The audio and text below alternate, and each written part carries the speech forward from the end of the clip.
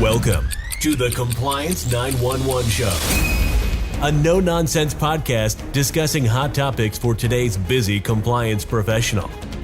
It's everything you wanted to know about regulatory compliance, but we're afraid to ask.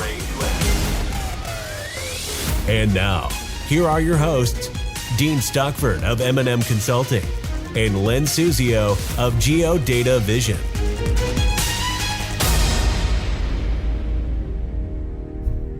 Dean, great to see you once again and to record another podcast.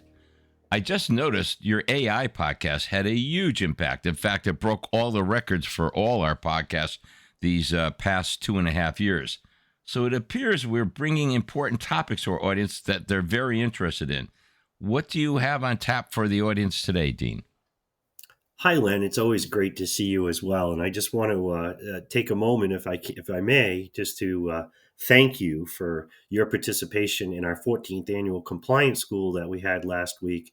I chalk it up as a huge success. We had, over the 3-day period, over 170 participants. And as always, your presentations are enlightening, and I really appreciate the support in your presentation. So thank you for that. But to basically expand on what we were just talking about, I did see that our open rate was around 31% on that AI podcast that we did. So that's pretty good. I'm encouraged. Excellent. Topic. Don't be too modest, Dean. That was great. It broke the record.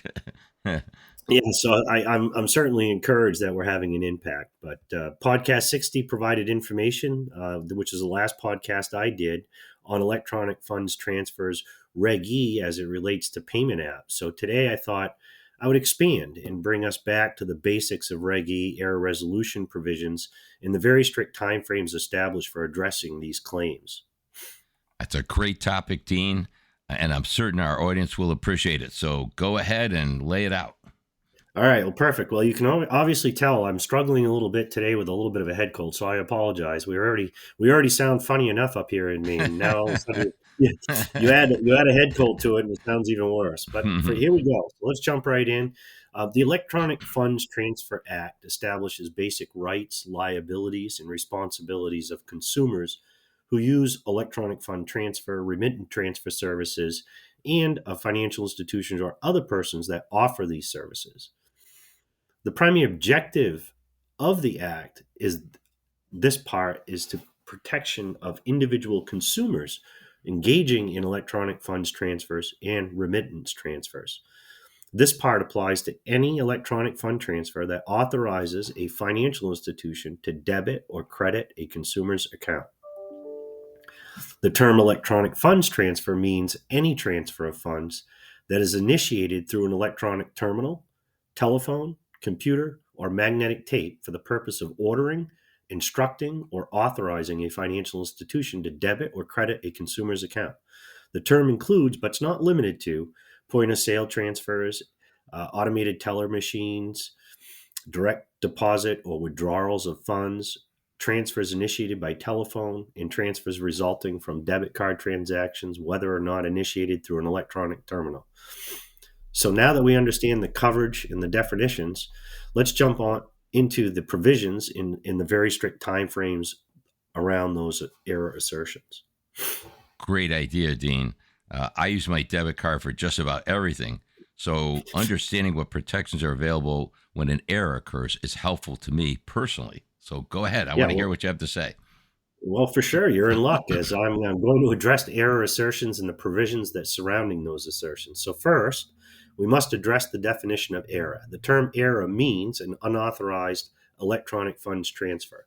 That could be an incorrect electronic fund transfer to or from the consumer's account, the omission of an electronic fund transfer from a periodic statement, the computational or bookkeeping error made by the financial institution relating to the electronic funds transfer, the consumer's receipt of an incorrect amount of money from an electronic terminal, an electronic fund transfer not identified in accordance with specific sections of Reg E, which is 105.9 or 105.10A, the consumer's request for documentation, again by those sections, or for additional information or clarification concerning an electronic fund transfer, including a request the consumer makes to determine whether the error exists under certain sections within Reg E, which I name the paragraphs A1I through A1 6 of this section.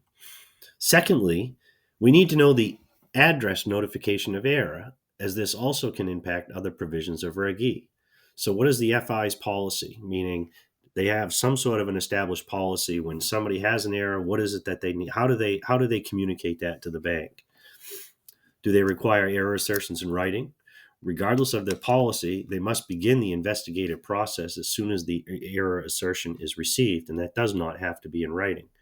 One common issue we see is a delay in starting an investigation despite the sole requirement of verbal notification to the financial institution not later than 60 days after the periodic statement is sent and they identify that error, including information such as the customer's number, account number, and why the consumer thinks that there is an error. All too often, institutions will require a written statement or affidavit to begin the investigation. And per the regulation, you've already violated the statute if this is your approach. You may request a written statement or affidavit, but an investigation into this dispute is actually required regardless of whether the consumer provides one. Wow, that's really interesting to me because I always thought written notice of error was required before investigation begins. Well, you're not alone. Many still think that, and perhaps this is why we see so many timing violations when we audit this process. It's important to note that the institution does not have to provide provisional credit if it requires a written confirmation of the dispute and does not receive the written confirmation within 10 days of the initial oral dispute, but it still needs to investigate immediately. After the financial institution receives notification, oral or written, emphasis added, they must immediately, investigate to see if the error can be resolved within that 10 business day time frame. If the error cannot be resolved within that 10 business days, this is where the institution makes a determination on whether the customer complied with the request to document the error in writing within 10 days. If so, provisionally credit the consumer's account with the disputed amount plus any interest lost and fees charged as a result of the error must be provided. They call this the provisional credit. So, again, as long as the consumer complied with the written policy of the bank, then the bank can then provide what we call provisional credit. Within 2 business days after the credit, they must notify verbally or within writing of the provisional credit to the consumer, but ensure that they maintain that evidence to prove when provisional credit was provided and to make sure that the provisional credit was provided in the appropriate amount. If needed, they can extend the investigation period up to 45 calendar days or 90 calendar days for POS debit card transactions or transactions initiated from outside the U.S. In other words, an international ATM transaction, an inbound ACH, etc., or new accounts. They also have provisions to extend the timeframes that are allotted. Finally, once we extend the investigation within the timeframes discussed, we need to complete the investigation and determine if an error, within the timeframes actually occurred. If the error did occur, correct the error within 1 business day and notify the customer verbally or in writing within 3 business days of completing the investigation. If applicable, credit interest and refund any fees imposed as a result of the error. If provisionally credited, confirm or adjust final amount and notify the customer that the provisional credit is final. Final resolution cannot be reversed, even if more information later proves the error did not occur. If no error occurred, debit the consumer's account for the amounts provisionally credited, if any, and provide written explanation of your findings. Advise customer within 3 business days of completing your investigation.